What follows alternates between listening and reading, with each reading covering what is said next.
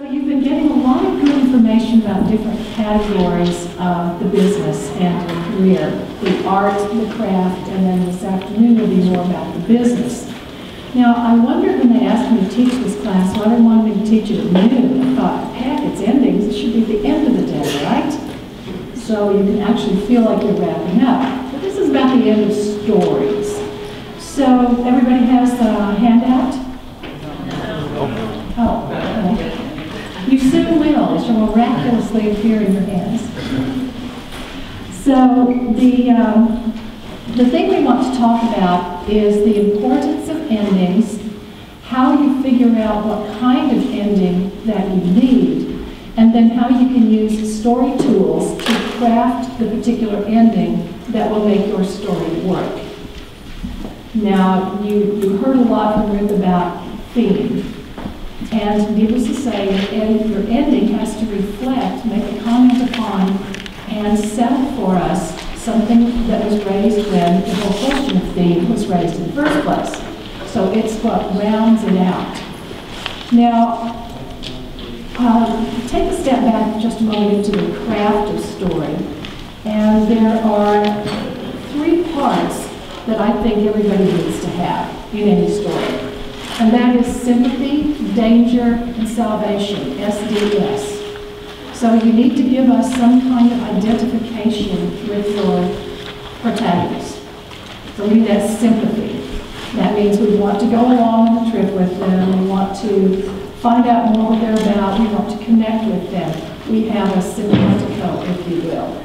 And there's an old saying in mythology that recognition creates relationship.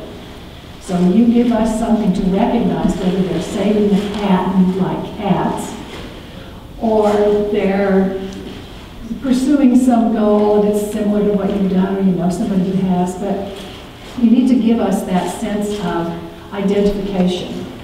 Recognition creates relationship. Then we need D of the sympathy, danger, salvation. What's the danger? That's inherent in the theme, what you're going to be going up against, and as Ruth was saying, what is the character's inner turmoil, inner flaw that they need to be addressing. And then what is the danger from the outside? So what are the dangers?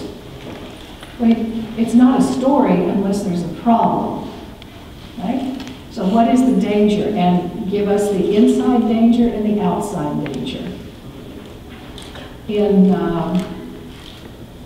a lot of I think the best stories, there's not quite a balance, but it's sort of 60-40 between the dangers inside the psychological problems or the emotional situation someone's trying to solve and the things they have to fight. Now, in strictly action adventure stories, it's like 10% inner and 90% outer. Right? And that's okay, it's just that kind of story. Something like Silver Linings Playbook, it's what, like 90% inner and 10% outer. So just take a look at your dangers that you have in your story and realize that you're going to have to tell us then, towards the end, what is the salvation.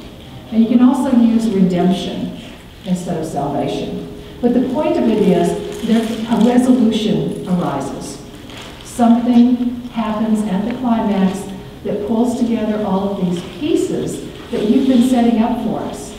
All of these little trails you've taken us down, all the little labyrinths and the mysteries and the what-ifs. And at that point then of salvation, of redemption, that's what we want to pay off. You'll hear a lot in seminars and in books about the setup and the payoff. And often in script consulting work, one of the big problems that I find that most of us have as writers is we'll make some great setups, but there's no payoff to it. You go, well, but what about, Or there'll be a big payoff and there's no setup. And you say, wow, that was a great scene, but why was it in there?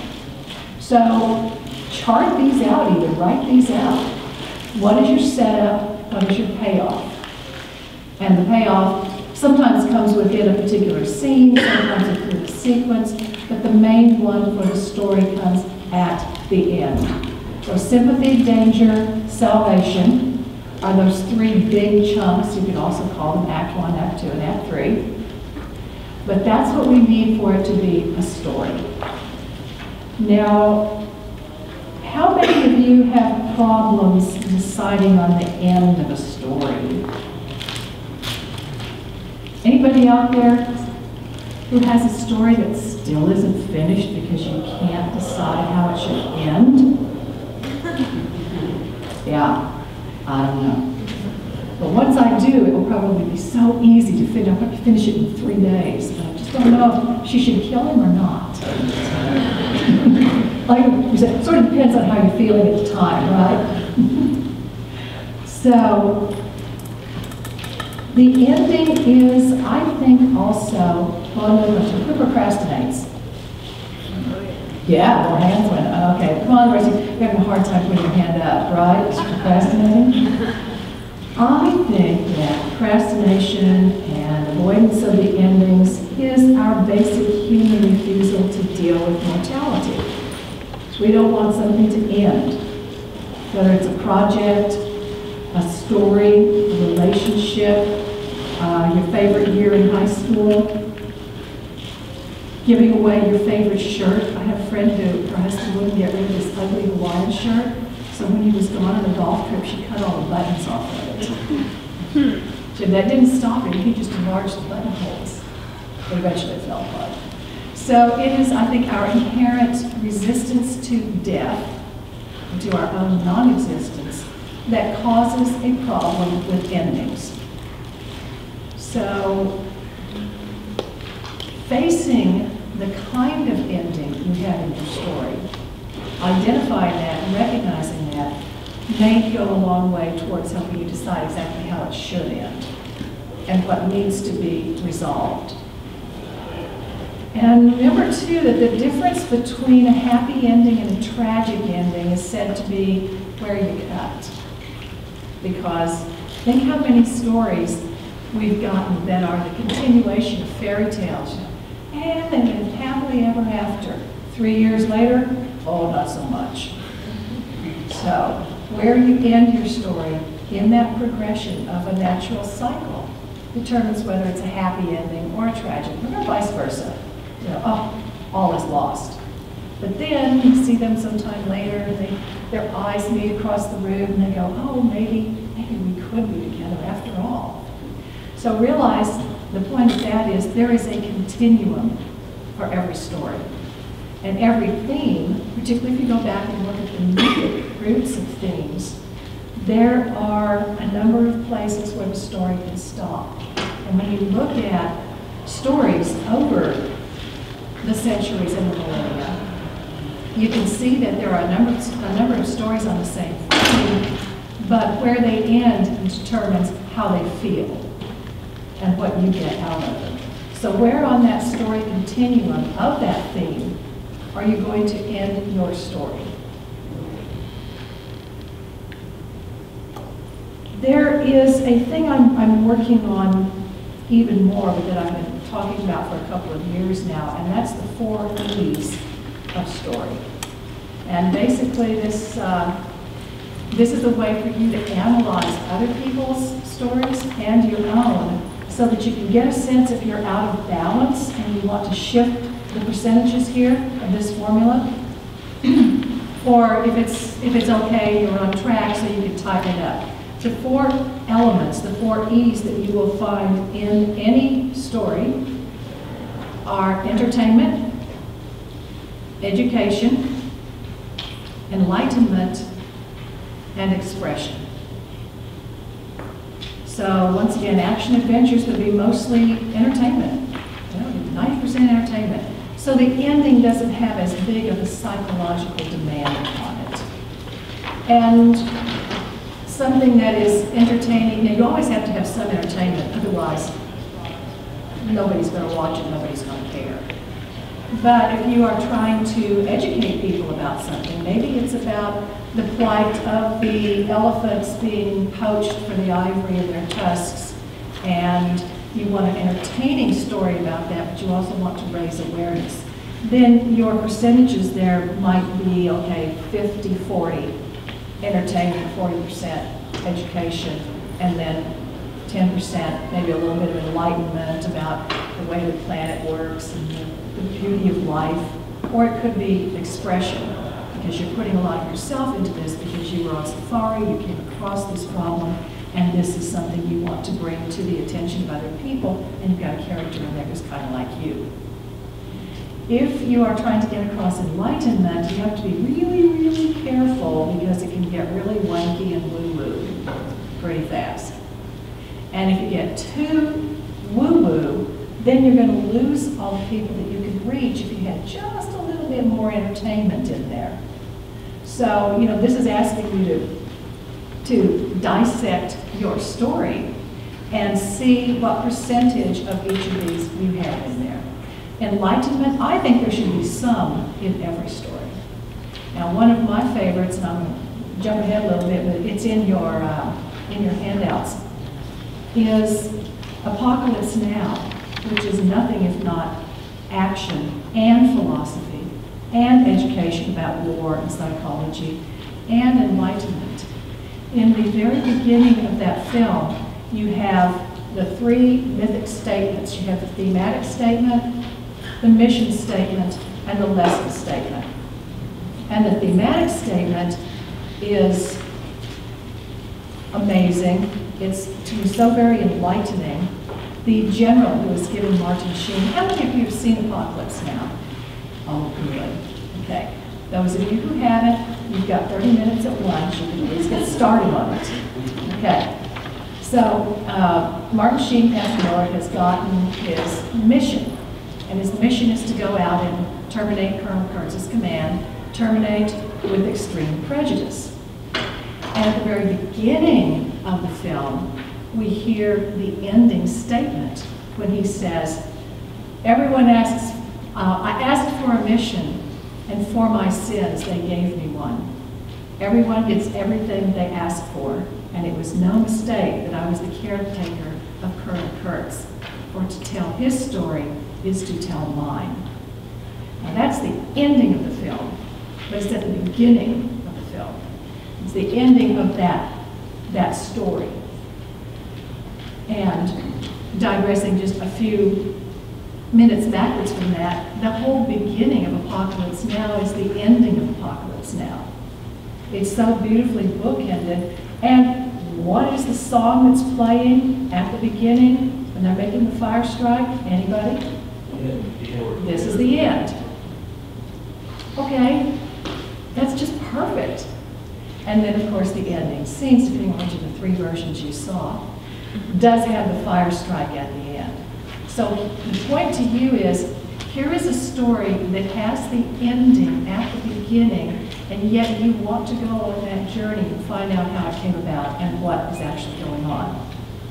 Now that's pretty rare. Usually we have the ending only at the ending, but don't feel confined to that because sometimes it can be at the beginning. Now back to the Enlightenment for a moment. Here you've got a gut-wrenching, Playboy bunny bouncing, military, horrible things going on, and yet you have this beautiful speech of enlightened perception. When the general says, there's a conflict in every human heart between the rational and the irrational, between good and evil, and good does not always win.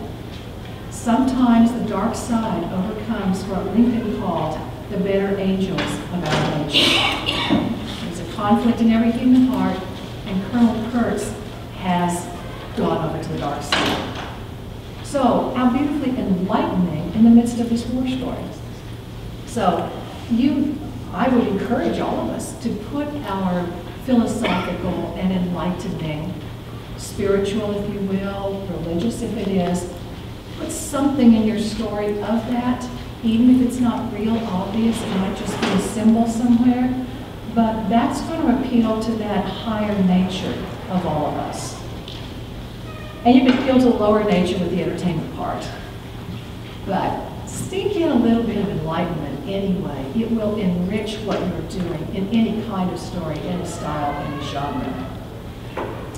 Okay, and then the fourth one, you've got entertainment, education, enlightenment, and expression, all of which need to be wrapped up at the ending with somebody making a comment or expressing an opinion about them. Expression, ooh, okay. You know when you see those kind of movies where somebody had to make this one because they had to make the movie? Oh, yeah. Now, Terrence Malick's Tree of Life. You seen it? Yeah, just a few of us are willing to raise our hands in a minute. It was more expression than anything else, and I think that was its downfall, was that it was 70% personal expression of the persona of the storyteller. Maybe 15% enlightenment, a teeny little bit of education about the Jurassic period and how trees grow, and not much entertainment at all. So take your favorite stories, maybe take 3 or 4 of your favorite stories, and run this percentage on them, and see how at the end of each story, a statement or a symbol or an image wraps up what each of those E's is. In a project I recently did, and it's not on the handout, but we have a new program called Mythic Challenges, Create Stories That Change the World. So if any of you are doing stories that address some actual real-world problems, check out mythicchallenges.com and take a look at what we're doing there. But basically, it's working with 15 global challenges identified by the United Nations and using mythology to address those problems, so that the ending of the story is a call to action. Why I brought that up, though, originally was our first program, a pilot program, was in the Reseda Media Arts School. And we brought the program in, and the kids went off and did their own stories, and they've done very well. A number of them are winning at and being shown at film festivals. But the teachers came up to us and they said, oh, we are so glad for these kids to be doing something other than skateboard movies and young love movies. So they're expanding their vision. At that age, it's appropriate for you to be stuck in expression, self-expression. That's your job. But be careful when you're telling your stories that there's not an overwhelming amount of skateboard, young love angst, whatever your version of it might be. Because unless I'm also into skateboard, young love angst, I'm probably going to go, good luck, kid, but who cares? So take a good look at the expression that you're putting into your story. And again, I would say it shouldn't be a whole lot. Maybe 20% at the most, unless it's an autobiography and it's amazing. Memoirs, what, 95%? But there again, what's the point? So give us something at the end that wraps up why you were expressing what you were expressing, that tells us what is the call to action that you wanted when you were giving us this enlightenment or this education message. And then make sure we have a good time figuring it out and finding out. Also keeping in mind that entertainment doesn't just mean action, adventure, lots of fun, woo-hoo. It can also, we're also entertained by sad stories, right? We're entertained by tragedy because we learn something, it moves us. I don't know, I wish it were true in some language so I could quote it to you and say that entertainment actually means stirring up your emotions. Well, I think it does, but I haven't found it. If anybody comes up with that, let me know. If it actually means that, like an ancient Etruscan or something. But that's what you want. Okay. So, in your handouts, there is a section called Live by the Sword, Die by the Sword. And I also talk about that in my Power of the Dark Side book. And it was a lot of fun to do the research on that, to find out how many stories I could find where, but usually the bad guys, were killed by that which they were going to use to kill the good guys. And it's called karma, right? It's called Payback. It's called Cast Your Bread Upon the Waters. And it's such an observation and an experience in our human existence that we keep telling stories to illustrate it, to tell us, this is not a good idea. So even at a childish level, it's, don't cross your eyes or they'll stay that way. And at a more adult level, you can't con an innocent man. You can only con a con because it's somebody looking for something that they don't want to have to pay for. So take a look at your story. Any of you doing actual ending the antagonist's life by some kind of violent means? Somebody have a story like that? Okay, how does yours, what happens in a couple of short phrases? What's the instrument and how does he end? He just, the glass floor that he's on collapses and he is drawn into the center of that world's molten core. It's horrible. It is horrible. It is. It sounds great, doesn't it? We should all read it. We should all read it, yeah. And that's been foreshadowed, presumably, by us hearing how horrible that is. And Right. Yeah, it's kind of the thing that keeps running through all of the reason they want to keep that core powered is the reason for his power and his conning everyone. Now it's the reason for his destruction. okay, sounds good. The instrument of his death was something that he was trying to use to get an advantage over other people, increase his power, and make himself bigger. And it is that which draws him into death. So that's good. And here again, if you take your favorite 4 films and apply some of these principles that we're talking about here, then you will begin to see more how your endings can reflect things that you've been talking about. You've got in your handouts also symbolic endings. I just saw The Great Gatsby recently and thought how wonderful it is. They're using water as a symbol for the emotions, which is that's it. Water is always, always, always symbolic of the emotions. And so you've got the water that separates him from his love, Daisy. You've got drenched in the rain when he can't handle his emotions about seeing her again. And at the end, you have him shot and then falling into, killed by his own emotions and other people's emotions. So it's a wonderful use of symbolism in the ending of a story to tie all of that together. You have another section there called, well, it's different types of endings. What type, and this goes back to what Ruth was talking about too, what is the nature of your story? Is it an end of the empire? Then the ending needs to be big. We need to see the ruins, the decrepitude, the last fading glory of the empire. Watch The Wild Bunch for a really good example of that. Are we going to have a sequel?